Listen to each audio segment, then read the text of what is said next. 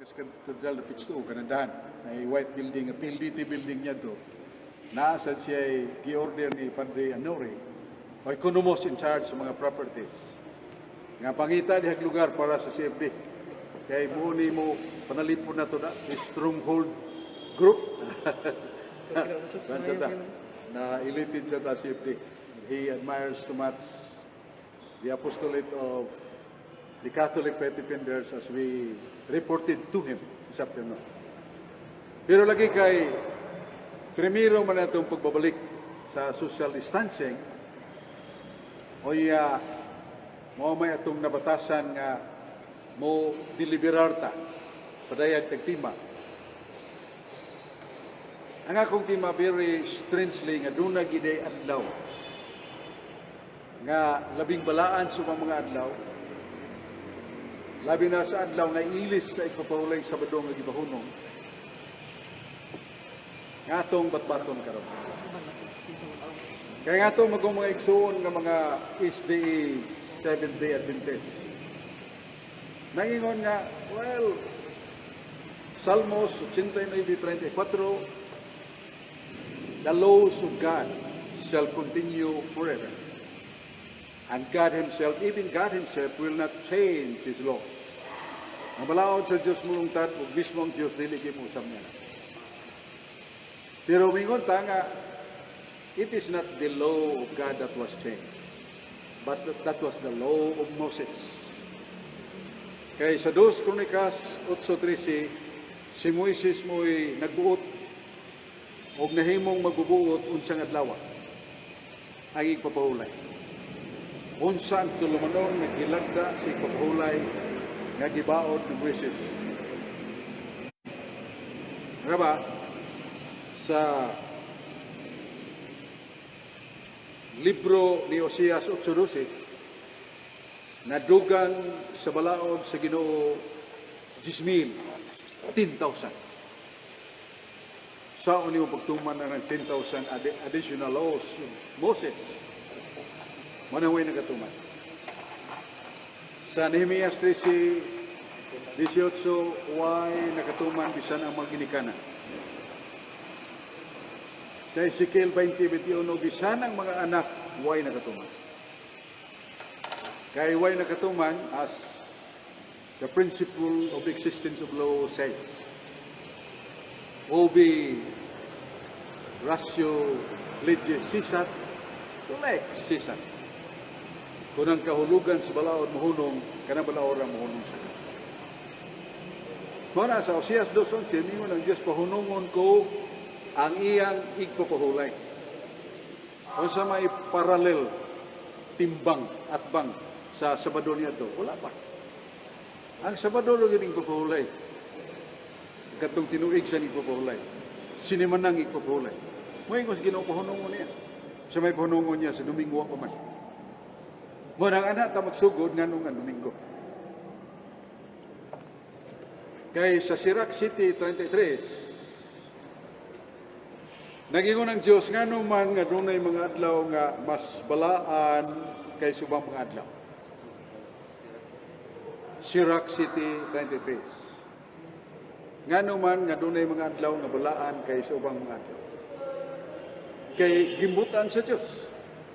Nga doon ay adlaw nga yatagan niya pasidungog.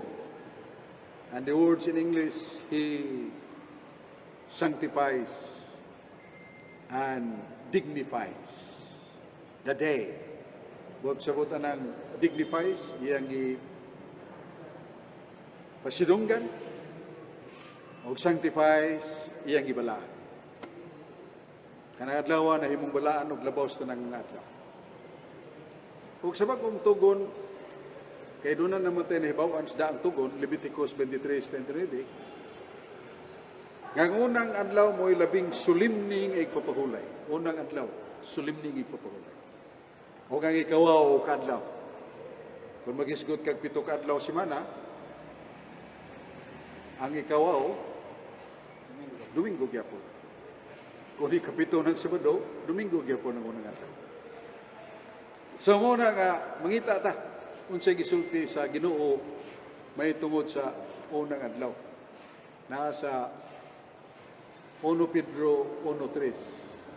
1 Pedro 1:3. And God gives a new birth, a new beginning on the resurrection of Christ. Sabi ni siya pa, ang Diyos naghatag o bagong kinabuhi, new birth, and new beginning, bagong sinugdanan sa unang adlaw sa semana nga mong pagabanaw ni Jesus. God gives the new birth, a new beginning on the resurrection day of Christ. So ang adlaw ang resurrection of Christ, adlaw nga Domingo. Kaya lagi, itagna man sa Oseas 2:11 pohunungon, arita sa Hebreo 4:8. 8:9, Kapitulo 4 sa Hebreo. Kaya kung si Josue naghatag pagkapahulayan, dili na makisgot og laing adlaw. Kaya nagpabilin pa man ang kapahulayan kung ang adlaw ipapahulay sa katawhan sa Diyos. Kung si Josue naghatag pagkapahulayan, dili na unta makisgot og laing adlaw. Kung Sabado, dili ino na pagsulti, nagisgot og maolang hapong adlaw. Nagisgot og maolang hapong adlaw, pero lain namang adlaw.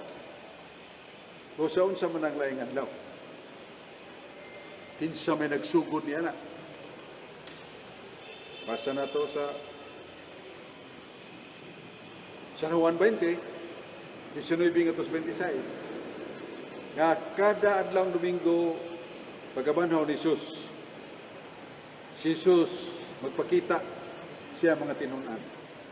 Understood that Sunday is the assembly day of the apostles. Because Christ occasioned himself to appear to them. Kaya si Jesus nagpahigayon, pagduaw kanila. Adlaw Domingo, pagkabanaw niya. Yet, to give the birth, a new beginning. Kung sa may mitabo, kay sa mga Kristiyanos, ang adlaw Domingo, mga adlaw sa pagsimba, pagtipik-tipik sa tinapay. Wanang sa San Juan 8:41-48, ang tinapay sa kinabuhi nga akong ihatag, mao nga akong lawas. O kini nga akong lawas, maghatag ka ninyo kinabuhi muli katapusan. So we are given a new beginning of life, new birth of life, on the day of resurrection.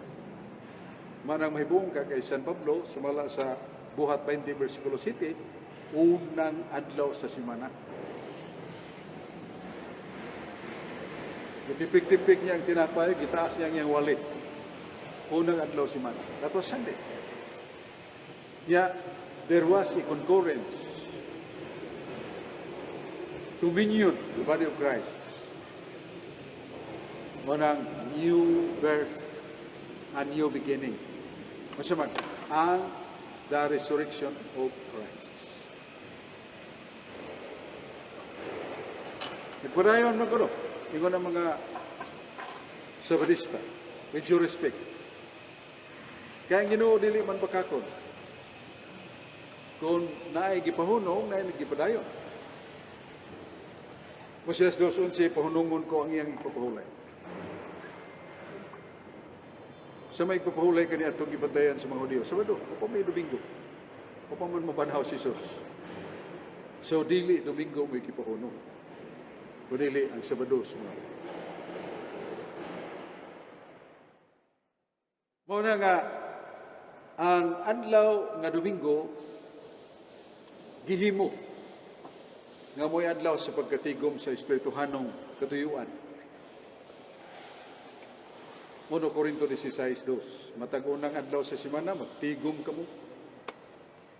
Himuha ang paghatag sa kolekta. Aron sa akong pag-abot, wa na'y pag-amot. Unang adlaw sa semana. Sa ito pa, the assembly of the worship of the early Christians, Domingo, Sunday. Kaya kung si Josue naghatag pagkapahulayan, dili na unta mag-isgot og laing adlaw. Kaya kung mao lang gyapon adlaw, dili ing laing adlaw, nag-isgot og mao lang gyapon adlaw. Kaya nagpadayon pa man nga dunay papahulay ang katawan sa Dios, dili nang Sabado kay gipahunol naman. Wala akong ipangutana ang SDA. Uyon baka nga nag-ingon ng Dios nga pahunungon niya ang adlaw ipapahulay. Ang akong pangutana to baka sa ustong tubag. Unsa may gipahunong niya ng adlaw Sabadong ipapahulay, adlaw Domingo ipapahulay. Kung mingon adlaw Domingo, asa mo mabasa? Ngawa pa pamasad niya to officially constituted by the practice of the apostles to observe Sunday. Manang ubalik na ta sa Leviticus 23:29, nga unang adlaw mo'y labing sulimni nga adlaw ipapahulay. Niya ako nang ipinlag pangutana ang mga SDE. Nga kung matubag ninyo yung pangutana, nako, may problema. Ako nang problema. Kaya kung matubag ninyo niya akong pangutana, mubalhin ko, bigyan ako sa Katolikong Sabadista. Basta inyong mabasa. Pero di inyo mabasa, may musag, muhagit ko, nga balhin mo sa Katoliko. Biyon sa unang pangutana hasok, nga akong pangutana, human, mabanhaw si Jesus. Makabasa ka sa Biblia nga doon ay apostol nga nagpahulay sa Biblia. Ayaw kalimti, words have meaning. Nga mga pulong doon ay kahulugan. Ang akong ingon, apostol. Ang akong ingon, nga doon na ba'y apostol. Nga mabasa, nga nagpahulay sa adlaw Sabado. Human mabanhaw si Jesus. Wala kagabasa sok. Nagabasa halang na. Yang mabasa na ni mo kalimti kay mao man nga may kita mo sulti pag saad jadi nato tumanon ako. Basta na mabasa balhin ako. Mo niya. Buhat 17:1-3. Si Pablo Bernabe may sulod sa sinagoga sa adlaw ipapahulay. Og milingkod sila sa lingkuranan. O klaro, sok balhin na. Nagutayin pa, sa man na imbot niyo pasabot. Nay nabasa diha nga ang mga apostolis nagpahulay sa adlaw Sabado. Huwag ang imong nabasa, naglingkod sa lingkuranan. Tubag ako. Naglingkod sa lingkuranan. Yan nga maningil magkamari kang huwag may pong Sabado diha nga gipahulayan sa mga apostolis. Basahan sumpay. Og mitindog si Pablo og miwali, misaysay sa pagkabanhaw ni Kristo. Wala siyang pahulay, kaya mitindog naman. Yan, ipasabot naman ni San Pablo ang Domingo, ang adlaw sa pagkabanhaw. So, di na madawat. Sila pa lain. Sige mo ning lubagon so kay mayroon ba kayo kamong lubag? Nakubasaha sa kaya ito ng tanawan ng mga tubag ba ka? No niya. Niya sa buhat 16:13. O sa adlaw ng ipapahulay, nigula kami, ng apostolis nagula sa ganghaan. Nga hadol sa suba. Nakuha sa may mabasa niya, nga apostolis na mahulay sa Sabado. Siya, kanakong nanggula. Nahibaw ka kanagpagpagula nila o sana kapaglapas, dili pagtuman. Nga naman, mabasa. Nehemias 13:19. Nga sa bispiras at lang sa ipapahulay, meaning sa Friday afternoon, sirha na ang pultahan sa Jerusalem. Unya rabli ikahapon sa adlaw ipapahulay. Niya, ningguwa man na. Ngayon ingon ka nagatuman nga paglapas man na. Ayaw, pagtira pa sa agad. Usari akong kalang. Gusto ko masiguro nga inyong tubag. Takdo sa akong ipabot. Wa kay nabasa. Nga human mabandaw si Jesus, doon ay apostol nga nipahulay sa adlaw Sabado. Wala na. Kay Domingo naman. Mao man ang isulti ni San Pedro sa 1 Pedro 1:3. And God gives that new birth a new beginning on the day of resurrection of Christ. Ang Diyos naghatag ka na ito pag-ong kinabuhi o pag-o nga sinugdanan diha sa pagkabanaw ni Jesus yung mga adlong Domingo. Doon na kayo mabasa. Nga, Saturday, God gives the new birth and new beginning. Awa kayo mabasa, pero Saturday na, Domingo na, resurrection. So that is all. Mara kong ipambit karong gabi na, nga, ang approach na to establish the day of resurrection, the new birth and new beginning, and Sunday is the practice of the earliest Christian as the day of worship. Salamat kayo, may gabi, ang Diyos magapanalangin. Questions, Brother? Oh. Dawat ha? Doon natin questions. Sabi ninyo, dito pa mi sa DYR, paglusa na mo, nadungog na mo inyong tingog, nga ni Brad Jeffrey, naglindot kayo paminaw. Ang iyang tingog na klaro, na pa'y juteng iko, nakudi mo na, nakuha mo na ni mo, Carlo. Doon ang may ikuas, Carlo, punta ka ng live. Live. Nakuha na yan. Klaruhan naman ako eh. Si Kuan mo ron, Jeffrey mo ron. Dito, Jeffrey ron Brasok. Mawag ipagabot na mo. Dabdan mo na mo, Jeffrey Kiliosa nga nagpadayon sa pagbatbat sa kamaturan. Okay. Pregunta, pangutana. Dunay pangutana. Nganong maning pasyong mahal nga nagsulti man nga nag-ingon, ito'y ipasunod sa atin na ang Sabado'y ipangilin.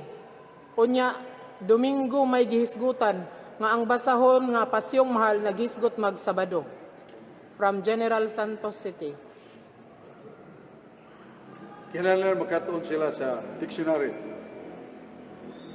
Sa Webster Dictionary na yun, Saturday, the seventh day, the Sabbath of the Jewish people. Sunday is the Sabbath of Christian. Kung nato na binisayon, nga ang Sabado, ang Saturday, Sabado, kung ipapahulay sa mga Hudyo. Ang Domingo, Sabado, kung ipapahulay sa mga Kristiyanos. Kanang Sabado or Sabat, dili na Sabtod kanunay nga Saturday. Even Sunday is also the Sabbath of Christians. So, wala kayo sa dictionary. Kung iba pa lang dictionary, din na pumutana sa pasyon ng awit sa Semana Santa na ang Sabado atong bantayan. Nya Domingo misgutan. Kay kanang Sabado natulog ang ipapahulay. Ang Domingo atong bantayan. Okay, lahi pamukutan. Last Brother. Ang gigamit ni Brad Sok nga Hebreo 4 unya sa 4:9 sa Good News Translation naghisgot pa nagpabilin ang ikapitong adlaw sa Dios Sabado. Glory to God. Amen. Ang tubag na to kanang adlaw nga Sabado nga Saturday gipahunong naman. Hoseas 2:11. Pahunungon ko ang iyang ipapahulay. Sa may ipapahulay ko Sabado nila kaniya Saturday. Busa kung gisgutan na as part and parcel of history.